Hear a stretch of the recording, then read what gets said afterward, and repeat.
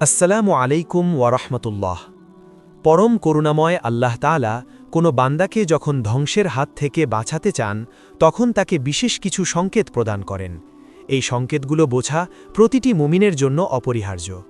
আল্লাহ যাকে ধ্বংস করতে চান না তাকে দেওয়া প্রথম সংকেতটি হল পাপ করার পর অন্তরে প্রচণ্ড অনুশোচনা সৃষ্টি হওয়া।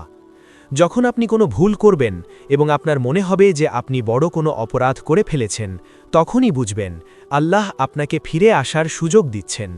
রাসূল সাল্লাল্লাহু আলাইহি ওয়াসাল্লাম ইরশাদ করেছেন, অনুশোচনাই হল তওবা। সহিহ ইবনে মাজাহ, হাদিস নম্বর 4252।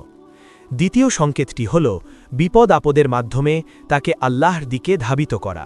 অনেক সময় আমরা বিপদ দেখে ঘাবড়ে যাই, কিন্তু এটি আসলে একনিষ্ঠভাবে আল্লাহকে ডাকার একটি মাধ্যম।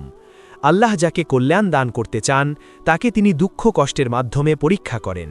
সহিহ বুখারী, হাদিস নম্বর 5645।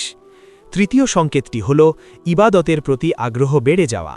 যদি হঠাৎ দেখেন আপনার মন নামাজের দিকে টানছে কিংবা কোরআন তিলাওয়াত করলে শান্তি পাচ্ছেন, তবে জানবেন আল্লাহ আপনাকে তার রহমতের ছায়াতলে আশ্রয় দিতে চাচ্ছেন। ধ্বংসের অতল গহ্বর থেকে বাঁচাতে আল্লাহ আপনার অন্তরে হিদায়াতের আলো জ্বালিয়ে দিয়েছেন। চতুর্থত, দুনিয়ার প্রতি মোহ কমে যাওয়া এবং আখেরাতের চিন্তা অন্তরে গেঁথে যাওয়া।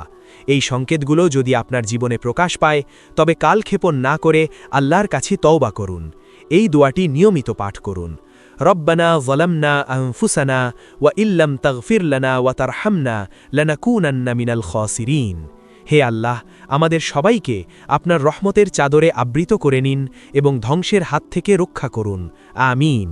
ইনশা আল্লাহ পরবর্তী ভিডিওতে আমরা অন্য কোনো গুরুত্বপূর্ণ বিষয় নিয়ে আলোচনা করব।